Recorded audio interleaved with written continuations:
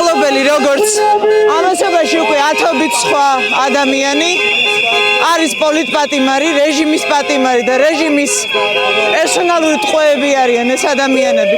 რაც შეეხება მზია ამაღლობელს, ის პერსონალურად დაკავებულია და პატიმრობაში და გისოსებს შორის მომწყდაული მხოლოდ და მხოლოდ მისი კეთილსინდისიერი პროფესიული საქმიანობის გამო, რასაც 200 წლეულზე მეტია ეწევა.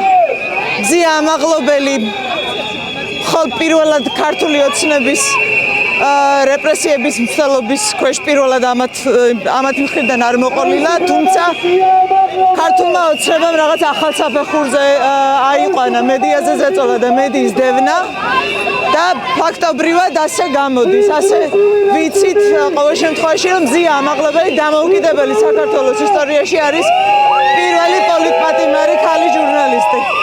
და ვიმეორებ, ის არის პატიმრობაში მხოლოდ და მხოლოდ იმიტომ, რომ კეთილსინდისიერად პროფესიული და ადამიანური სტანდარტების შესაძლებელზე მეტად დაცვით ასრულებდა თავის პროფესიულ საქმიანობას 10 წლეულების მანძილზე. ამისთვის ის ახალ ციხეში. ისევ მზიას დავეყრდნობ, ისევ მის სიტყვებს, რომელიც შემოთვალა ციხიდან, იბრძოლეთ და არ დანებდეთ, იბრძოლეთ ყველგან და ყოველთვის, სანამ ამისი დრო და შესაძლებლობა ჯერ კიდევ გვაქვს. აი ეს არის რაც შეგვიძლია ყველას თითოეულ ჟურნალისტს ნებისმიერი პროფესიის მქონე და საერთოდ ნებისმიერ ადამიანს ამ ქვეყანაში, რომ სანამ ეს ჯერ კიდევ შეგვიძლია, უნდა ვიბრძოლოთ და უნდა გავიმარჯვოთ.